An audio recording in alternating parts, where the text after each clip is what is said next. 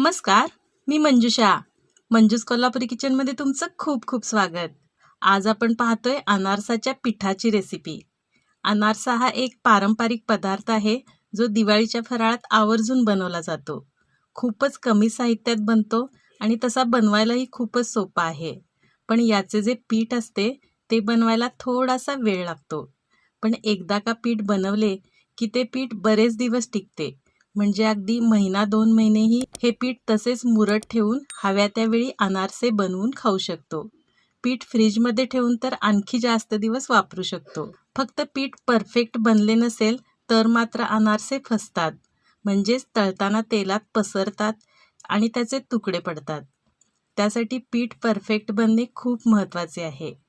चला तर मग लगेचच पाहूया परफेक्ट प्रमाणाने कुरकुरीत आणि खुसखुशीत अनारसा बनवण्यासाठी पीठ कसे बनवायचे. अनारसा बनवण्यासाठी बारीक वासाचा तांदूळ घेण्यापेक्षा शक्यतो जुना जाडा साधा तांदूळ घ्यावा. इथे मी 1/2 किलो जुना साधा जाडा तांदूळ घेतला आहे. तुम्ही कोणताही जुना जाडा तांदूळ किंवा सोना मसुरी किंवा रेशनचा तांदूळही घेऊ शकता. आता हा तांदूळ आपल्याला 2-3 पाण्याने स्वच्छ धुवून घ्यायचा आहे आणि यात स्वच्छ पाणी घालून झाकून भिजत ठेवायचा आहे.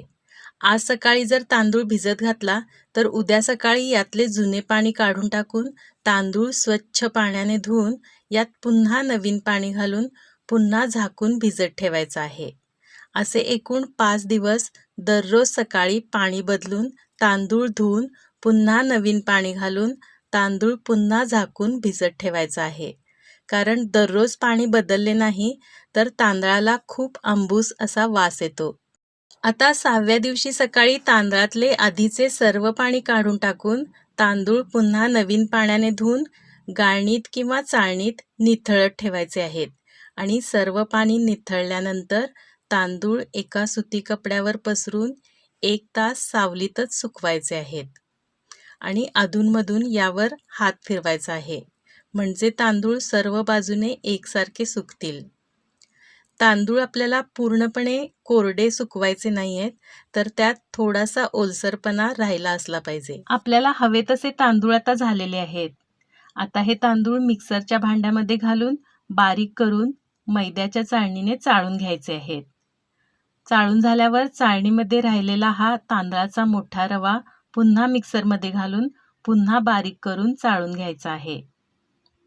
आपले सर्व तांदूळ आता बारीक करून त्याचे पीठ तयार झालेले आहे. आता यामध्ये आपल्याला गूळ घालायचा आहे. तर इथे मी 1/2 किलो गूळ एकदम बारीक चिरून घेतलेला आहे.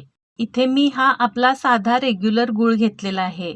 अनारसासाठी चिक्कीचा किंवा सेंद्रिय गूळ घेऊ नये. या 250 ग्रॅम गुळामधला थोडासा गूळ मी काढून ठेवणार आहे, म्हणजेच कमी करणार आहे. हा वजनी 30 ग्रॅम गूळ आहे, म्हणजे एकूण 220 ग्रॅम गूळ मी इथे वापरणार आहे.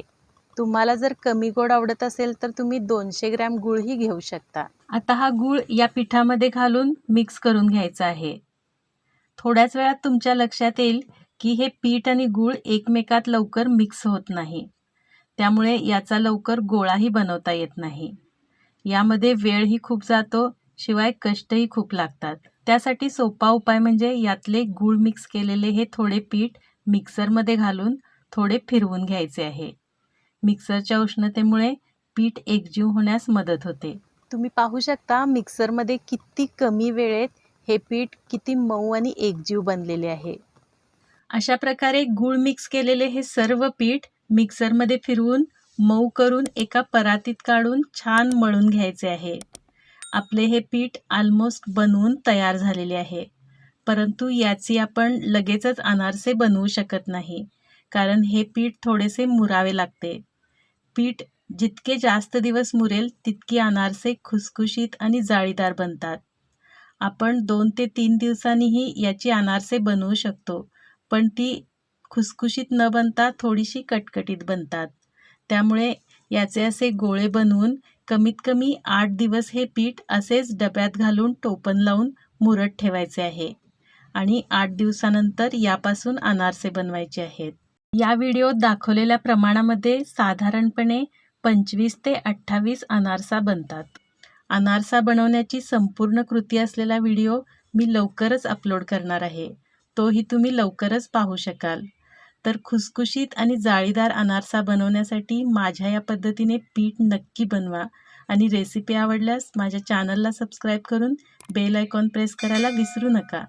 तसेच व्हिडिओला लाईक, कमेंट आणि जास्तीत जास्त जणांना शेअर नक्की करा. पुन्हा भेटूया आणखी एका टेस्टी रेसिपीसोबत. तोपर्यंत पाहत राहा माझा channel Manju's Kolhapuri kitchen. Thank you.